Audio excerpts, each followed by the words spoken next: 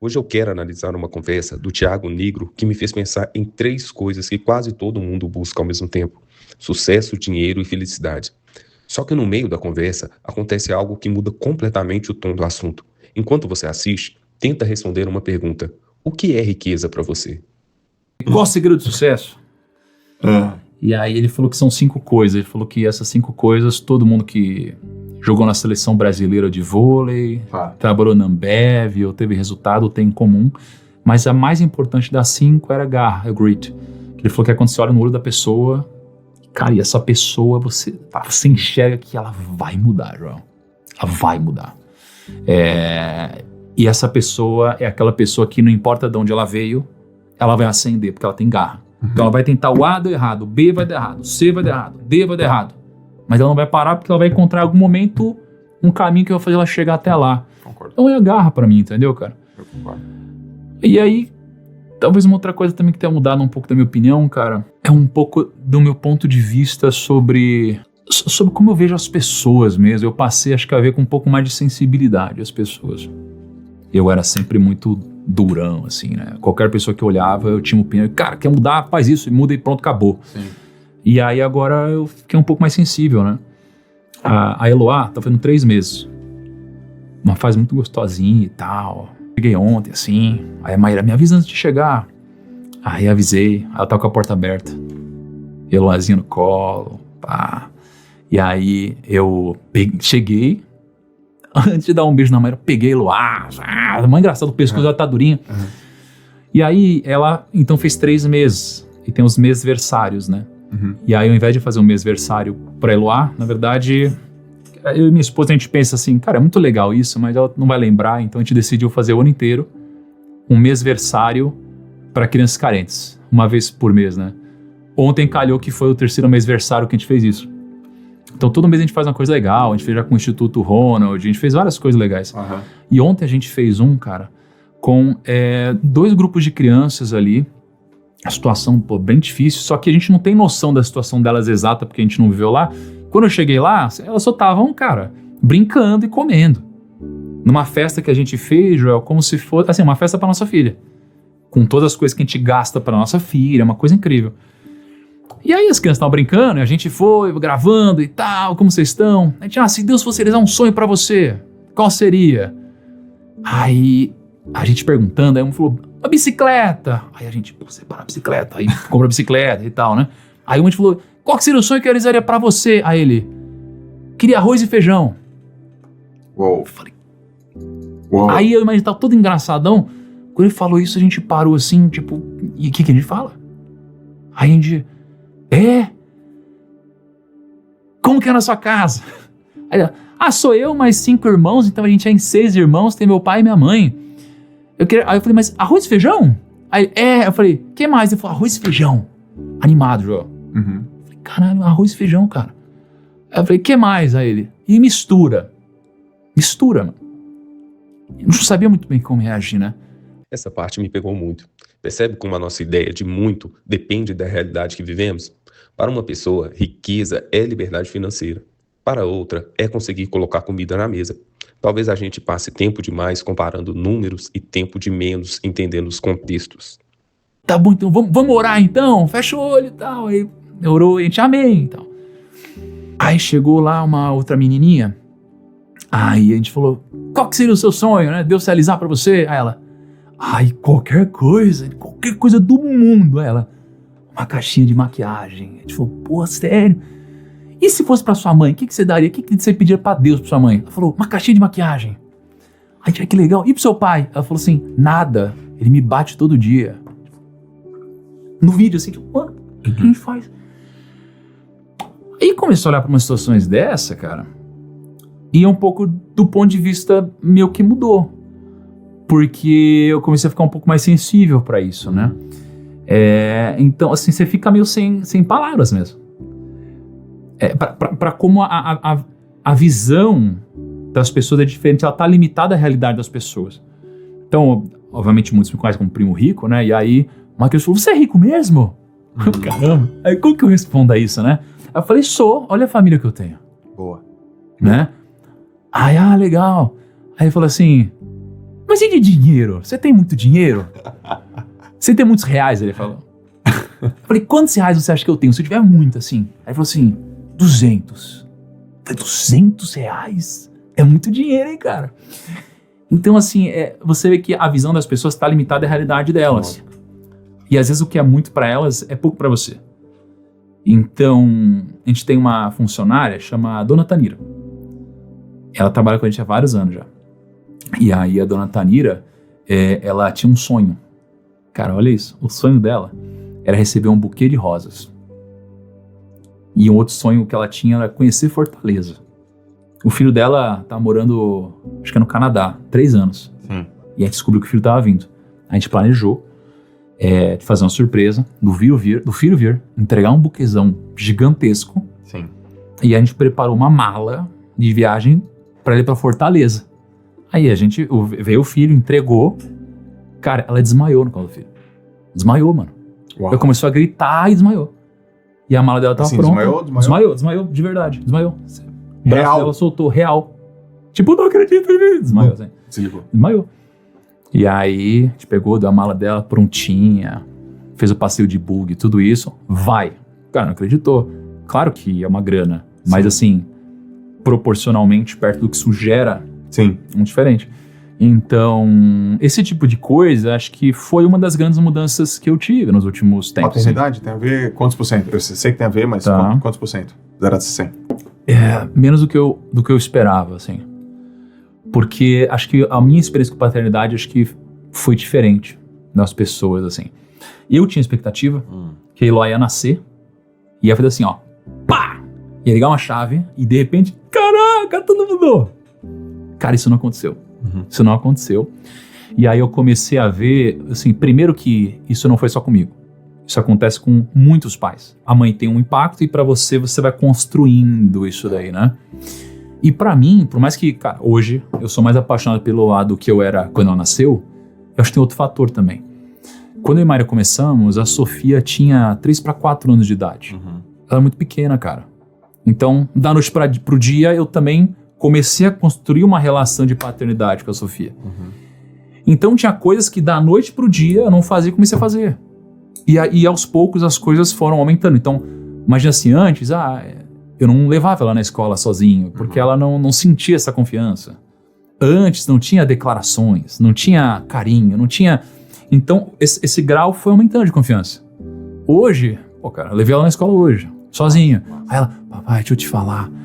Sabe o que fizeram ontem? Ontem colocaram na escola um lixo orgânico de reciclável. São uns assuntos besta, Jó. Mas que é gostoso demais. Sim. Entendeu?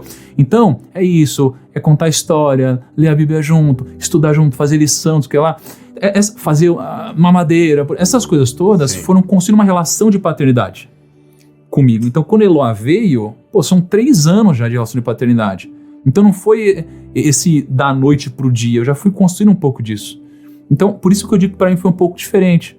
Mas, com certeza, a relação de paternidade me fez olhar diferente, especialmente para meninas.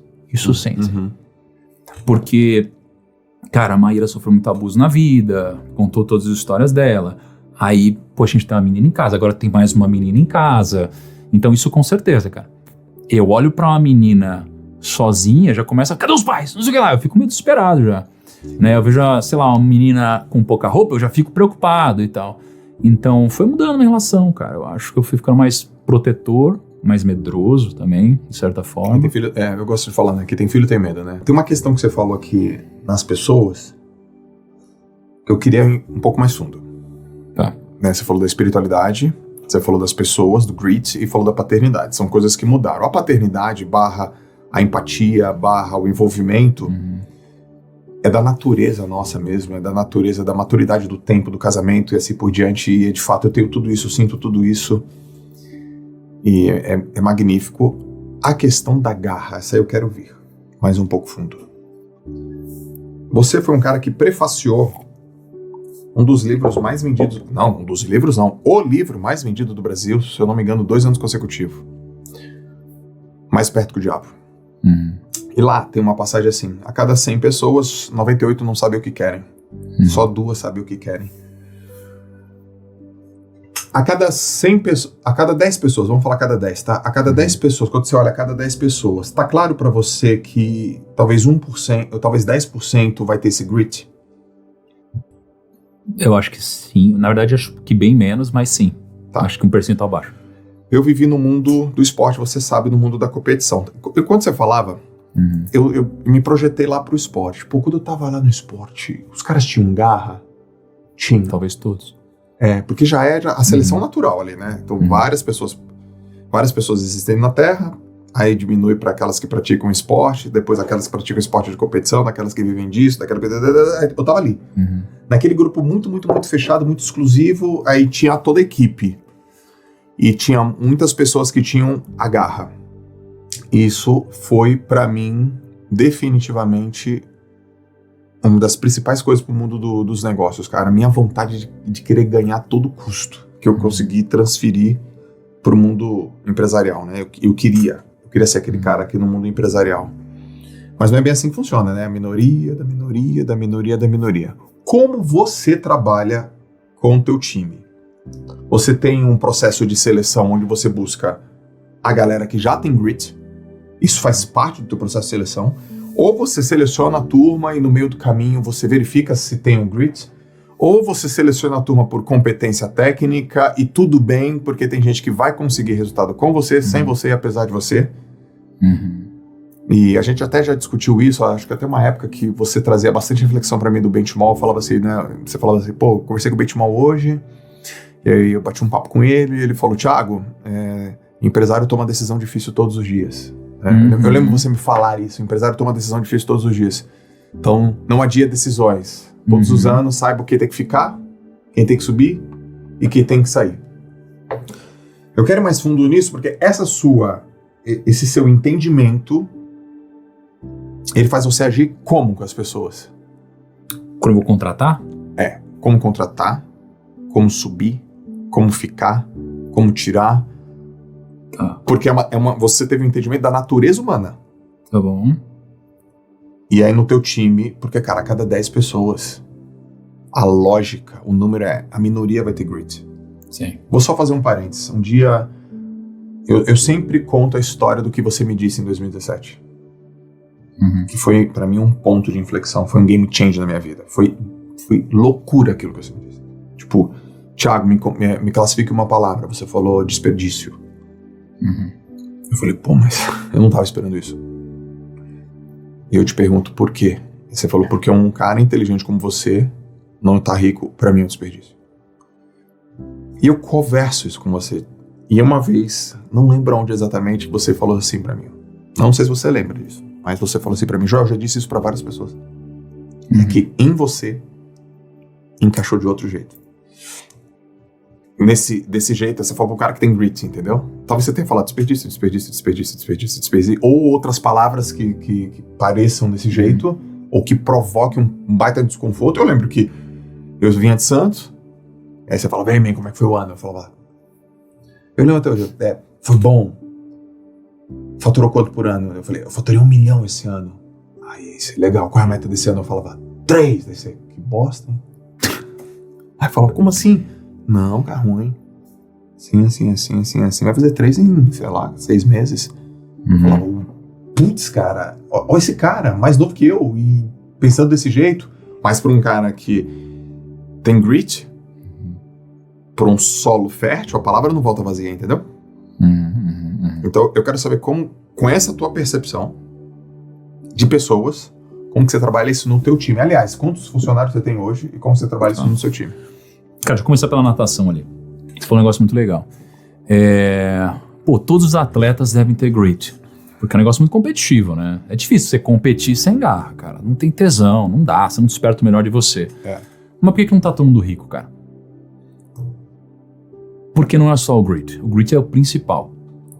Mas alguém que tem muita garra, mas continua num esporte onde você não vai ser bem sucedido, é arrogante. Arrogante? Calma. Esse é o ponto.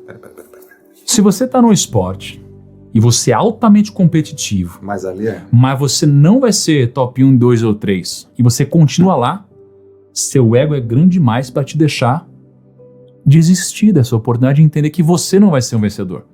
Peguei. E aí, ninguém desiste para ir para outra oportunidade. Então ele bota a garra no lugar errado. Você falou assim, cara, eu não vou ser o top 1 aqui. Vou embora. Você era top, mas não era o top 1. Você falou, cara, Vou embora. eu não vou deixar o meu ego limitar o meu resultado. Aí você pegou e vazou. Continuou tendo grit. Aí quando eu te dei o conselho que eu dei para várias pessoas com grit, Olha a diferença que ele faz aqui. Garra sem humildade pode virar insistência no caminho errado. Muita gente trabalha duro por anos, mas nunca para perguntar se está correndo na direção certa. você pegou. Por quê? Não por causa do seu grit, mas porque você falou, cara, eu vou ser humilde e reconhecer onde eu não sou bom. Ou onde não está dando certo. Né? Acho que isso é muito importante. Então, para mim, se você é um atleta, cara, você pode ser top 5 ou 10 do mundo. Né? A gente sabe que às vezes top 5, top 10 do mundo, você pode ser um dos melhores do planeta. Mas talvez você vai morrer pobre, sem grana, não vai poder prover para os seus filhos como você poderia. Você vai ter uma série de limitações, né? E eu sempre falo muito sobre ser rico, Joel, porque para mim, se você não for rico, você acaba sendo um escravo da sociedade. Isso é muito importante. Ser rico é o que te liberta. Para quê? Para você fazer o que você quiser, ou o que você acreditar. Então, se você tem um grande propósito de ajudar as pessoas, por exemplo, pelo fato de não ter dinheiro, às vezes você precisa vender 12 ou 14 ou 16 horas do seu dia, contando com logística, para fazer algo que você não acredita. Só porque você não tem dinheiro para comprar o seu próprio tempo e fazer o que você acredita. Então, para mim, você precisa ser rico. E você precisa ficar rico muito rápido. Senão você não vai poder nunca fazer o que você veio para fazer. Essa é a minha visão. Dito isso, então, assim, vamos agora para o lado dos funcionários. Antes, o que é riqueza? Puta, Joel, Teu conceito de isso, riqueza. É amplo, cara. Vou dizer que eu não sei mais, cara. Eu acho que eu também tive muito isso na minha vida. Eu tinha que ter resposta pra tudo, sabe? Eu não sei mais. Eu acho que eu tô desenvolvendo isso. Eu tenho um conceito hoje. É? Quer ouvir? Quero. Eu penso que dinheiro é muita coisa, Ó, mas riqueza é tudo. tá bom? Riqueza pra mim é ter tempo, saúde, dinheiro e paz. Tempo, saúde, dinheiro Paz. e paz. Tem gente que tem tempo, mas não tem dinheiro. Tem gente Tá. que tem dinheiro, mas não tem tempo. Tem gente que tem dinheiro e tem, mas não tem saúde. Tá? E tem gente que deita a cabeça no travesseiro e não tem sossego, cara. Não tem sossego, pô. O cara deita e... Porque só acorda quem dorme. Então o cara não dorme, ele deita e ele pensa 80 mil coisas ao mesmo tempo, ele não tem paz. E às vezes a Ferrari tá ali, quitada, a casa é de Alphaville, 2.000 metros quadrados, mas ele sente solidão. Aí ele vem pro trabalho, ele não tem fulfillment. Sim. Então, você falou tempo, Tempo, você falou paz, paz, você falou o que mais? Saúde, saúde, tá? E você falou outra coisa? dinheiro. Dinheiro, tá? Porém, Pra mim tem um... as 4 coisas não acontecem ao mesmo tempo, porque você vai Sim. ter que abrir mão de uma coisa. Então você não tem dinheiro no começo da jornada. Então você vai ter que abrir mão do tempo para ter o dinheiro. Muita gente abre mão da saúde. Eu tenho aquela frase, né? Saúde, família, trabalho, não inverta a ordem. Pô, mas tem gente que inverteu a ordem, eu super entendo, pô. Eu já inverti a ordem, só coloca um prazo. Pelo amor de Deus, coloca um prazo. O que mais me chamou a atenção nessa conversa não foi a parte do dinheiro, foi perceber que riqueza muda de significado conforme nossa realidade muda.